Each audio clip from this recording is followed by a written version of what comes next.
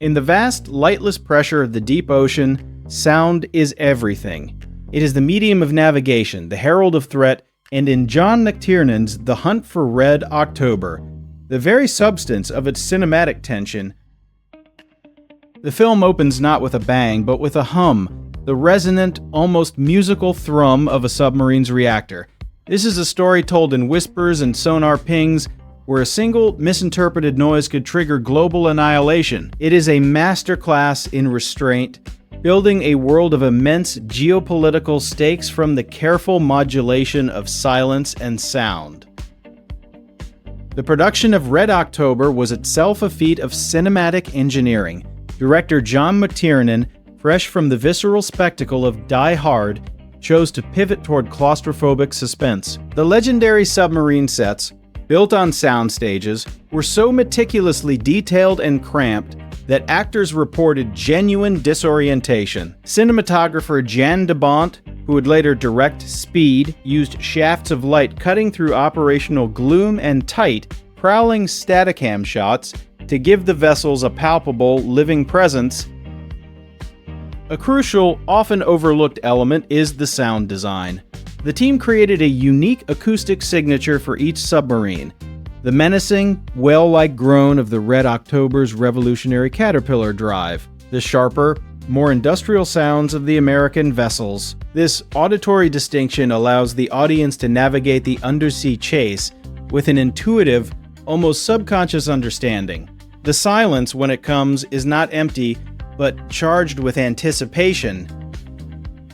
The film's central drama hinges on a failure of language, and thus a profound need for translation.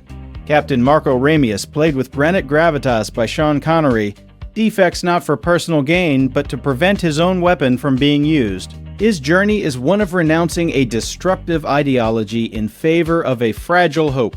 His famous line, "I will live in Montana and I will marry a round American woman," is not a joke, but a poignant articulation of a desired, simple peace. Opposite him is Alec Baldwin's Jack Ryan, an analyst, not a soldier. His weapon is knowledge. The film's genius is in making its climax not a battle, but a conversation.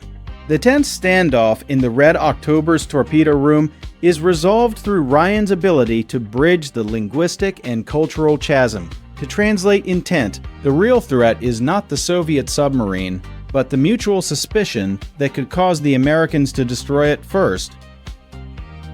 This theme extends to the supporting cast. Sam Neill's Captain Borodin, yearning for a world beyond the ocean, and Scott Glenn's pragmatic Captain Mancuso represent different facets of military duty. James Earl Jones's Admiral Greer and Joss Ackland's Ambassador Lysenko embody the institutional mindsets of their respective nations, one cautiously analytical, the other rigidly doctrinal. Basil Poledouris' score is a character in itself. It forsakes typical thriller bombast for a haunting, choral-driven theme.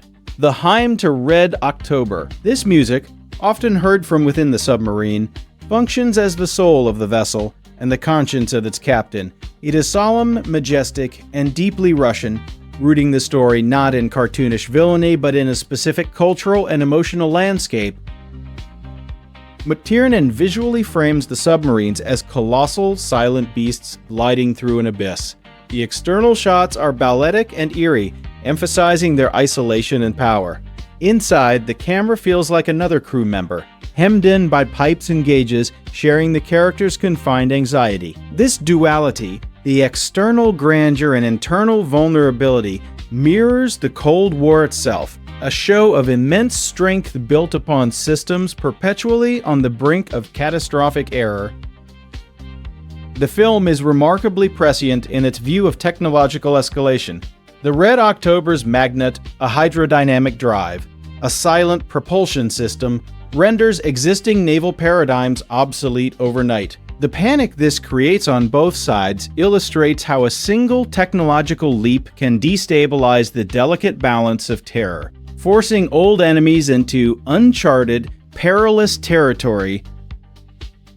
At its core, The Hunt for Red October is about the individual navigating the machinery of the state. Ramius uses the ultimate instrument of state power to rebel against that state's intentions. Ryan must circumvent his own chain of command to prove his analysis correct. The heroes are those who think and then act independently of the rigid systems that surround them. The final act masterfully synthesizes these elements.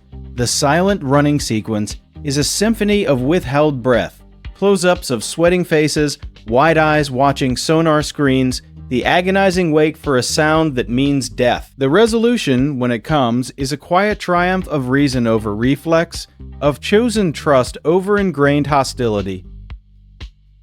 Unlike many thrillers of its era, Red October concludes not with explosions, but with relief. The camera pulls back from the submarines, now allied, as they sail toward a mist-shrouded horizon. Poldoris' hymn swells, transformed from a dirge into a hopeful anthem. It is a moment of hard-won temporary peace, acknowledging the conflict is not over, but that catastrophe has been, for now, averted. The film endures because it understands that the most intense battles are often fought in the mind and in the spaces between words. It replaces the simplistic rhetoric of the Cold War with a nuanced portrait of parallel patriots, men bound by duty who must decide what that duty truly means. It finds profound drama in the act of listening to a faint engine noise, to a whispered confession, to the better angels of one's nature. In the deep quiet, it suggests, we can sometimes hear the clearest path forward. The Hunt for Red October remains a benchmark. It is a thriller that trusts its audience with silence, a political drama that values human connection over ideology, and a piece of cinema that proves the most resonant stories are often those told in the deepest quiet. Thank you for watching until the end. We pour our passion into every single video essay, exploring the stories behind the movies we all love. If you stumbled upon this video by chance, there is a very high probability you might never see our channel again in your feed. So please take a moment to hit that subscribe button, leave a like, and ring the bell. We are actively growing this community of cinema lovers, and your support is what helps us make our content better and more insightful every single day. Let's explore the magic of filmmaking together. See you in the next one.